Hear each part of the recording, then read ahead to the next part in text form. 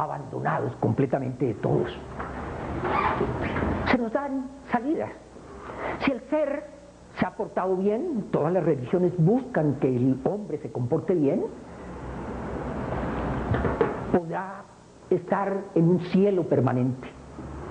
Pero si no se ha portado tampoco muy bien, basta un arrepentimiento en el momento de la muerte para que acceda al cielo. Y si no es así, y si su vida ha sido de maldad, de crueldad, de iniquidad, su destino es un infierno eterno. Bueno, nos quedan esas dudas. Ya hemos visto que no debemos aceptar los hechos en forma que se nos presentan en forma dogmática, sino que deben ser examinados por la razón. Muchas veces, ante la dificultad de encontrar una salida, el ser humano lo que hace es dejar eso a un lado y vivir de la mejor manera que pueda, y dejar el aspecto religioso solamente para ciertas ocasiones especiales, una de las cuales es el momento de la muerte. Pero las cosas cambian. En el siglo pasado nos encontramos con un ser extraordinario, que es Charles Darwin. Este ser nació en Inglaterra en 1809, en una familia muy culta. Su padre quiso darle la mejor educación posible y le dio los mejores colegios, y cuando ya estaba en época de ir a la universidad, él quiso que fuera un clérigo como él. Empezó a hacer algunos estudios en Cambridge. Él entró a esta universidad después de haber hecho algunos ensayos con la medicina que no le gustó, puesto que él tenía un inmenso interés en todo lo que fuera de la naturaleza. Le habían interesado muchísimo, especialmente los insectos. Y ya siendo él todavía muy joven, un adolescente, ya se le consideraba como una autoridad en este sentido. Por eso, él decía que en la universidad no hacía sino perder el tiempo, porque no le interesaba sino aquello que no era motivo de su estudio, todo esto de la naturaleza.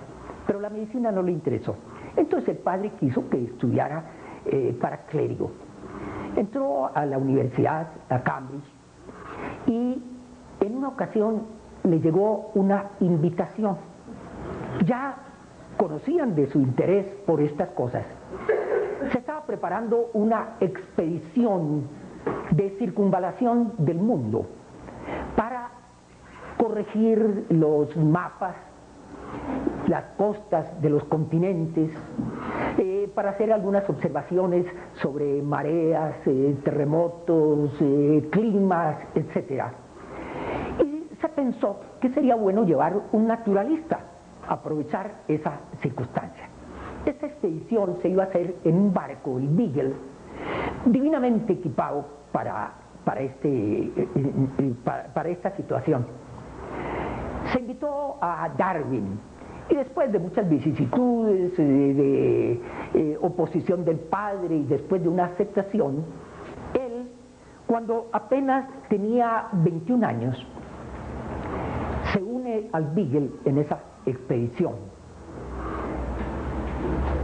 Ese viaje va a durar 5 años, pero son los 5 años más fructíferos en la vida de Darwin y más importantes en el mundo occidental en relación con el conocimiento sobre la evolución. Sale esta expedición que comienza su investigación en las costas del Brasil. Llegaba el barco a las costas y todos se preparaban para su tarea. Y Darwin quedaba libre.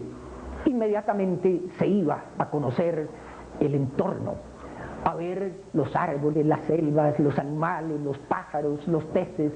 Todo era motivo de su observación, que lo hacía en una forma de una entrega y de una felicidad extraordinaria. Para él eso fue un premio al que le hubieran dado esta oportunidad.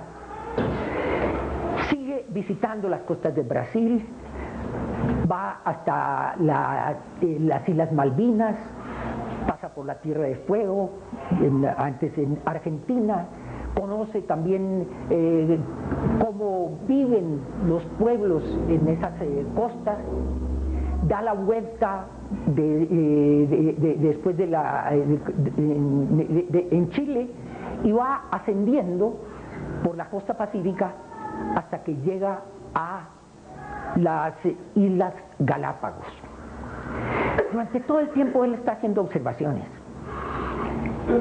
y ya en esas observaciones empieza a nacer la idea de que los seres, los animales, las plantas han cambiado durante el tiempo y ese cambio corresponde al sitio en donde están establecidas esas especies.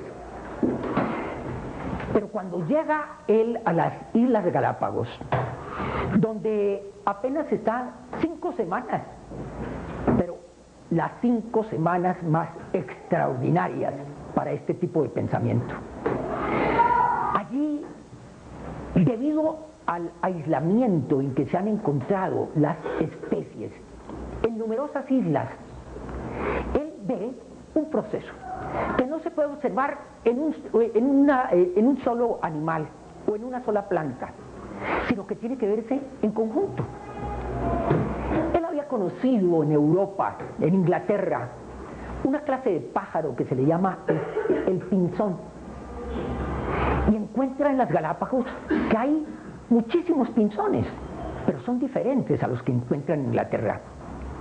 Encuentra en ese estudio que hay hasta 13 variedades de picos en los pinzones. Son pinzones, pero su pico es diferente. Estudia el ambiente y ve que, por ejemplo, en una isla no hay posibilidad de alimentación sino en las semillas que caen al piso, y los picos están hechos muy adecuados para recoger ese tipo de semillas. Otros pinzones de otras islas se alimentan de frutas. Hay muchísimas frutas allí. Entonces el pico es diferente y se adapta para alimentarse de acuerdo con esas frutas. Y así encuentra toda esa variedad de picos. Empieza él a ver la solución. De acuerdo con las necesidades que tiene una especie, se producen cambios. Y esos cambios se van seleccionando. Hay una selección natural para aquello que es lo más benéfico para el individuo y para la especie. Encuentra, pues, esto no solamente en los pinzones, pero esto es lo más, digamos, lo más notorio en relación con sus observaciones en las Islas Galápagos. Sigue ese viaje, van a Nueva Zelanda, Australia, llega a las costas de África, también hace una circunvalación, van hasta el Cabo de Buena Esperanza, da la vuelta por las costas de África y regresa a Inglaterra. 5 años ha durado ese viaje. Pero la mentalidad de Darwin ha cambiado. Y ve que para el mundo es importantísimo lo que él ha descubierto. Está después en Inglaterra, conoce a una mujer bellísima con quien se casa. Ella es una mujer muy rica y tienen una bella mansión en el campo, de tal manera que Darwin no tiene que preocuparse para su sustento y se puede dedicar a sus investigaciones. Pero es un hombre supremamente prudente, excesivamente prudente, y no se atreve a dar el resultado de sus observaciones a los centros científicos del mundo hasta que no tenga una certeza, una seguridad de lo que está diciendo. Y va pasando el tiempo, y pasan más de 20 años, y las observaciones de Darwin no se conocen. Al mismo tiempo, Alfred Russel Wallace naturalista, ha estado haciendo las mismas observaciones de Darwin. Él pasó 4 años en el Amazonas. Allí reunió infinidad de muestras naturales, también de insectos, de distintas especies, para comprobar sus observaciones. Desafortunadamente, cuando iba ya de regreso, el barco en que venía en el Amazonas zozobra y se pierde todo esto. Pero las observaciones de Wallace son exactamente las mismas de Darwin. Y sabiendo que Darwin está examinando aquello, le escribe un día y le manda sus resultados. Darwin se queda asombrado. Wallace ha llegado exactamente a las mismas conclusiones de él. Ha hablado de una selección natural, de unas mutaciones en las especies, una adaptación de las especies para poder sobrevivir. Darwin se pone en contacto con Wallace. Este señor Wallace es un hombre de un corazón extraordinario. No tiene ninguna codicia ni tiene ningún afán de figurar. Y puesto que las observaciones de Darwin son mucho más precisas que las de él, y tiene muchos más elementos para mostrar a esas sociedades científicas del mundo, le dice que él es el que debe hacer esa declaración al mundo científico. Darwin le dice que la declaración debe ser conjunta. Y un día presentan a la sociedad Linneum, la sociedad de Linneo, sociedad científica, le presentan sus conclusiones sobre la evolución en unas pocas páginas. Al principio hay mucha desconfianza, parece una cosa absurda, eso va contra las escrituras sagradas, son tonterías. Sin embargo, algunos de estos científicos le ponen atención. Entre otros científicos extraordinarios ingleses está la familia Huxley. Uno es Julian Huxley. El abuelo de él estaba en esta sociedad y fue un defensor de Darwin. Empiezan a preocuparse en Europa por las declaraciones de Darwin en relación con la evolución y le piden que publique su obra. Él publica su libro sobre la selección natural, sobre la evolución de las especies, que revoluciona el pensamiento en las universidades, en los medios científicos.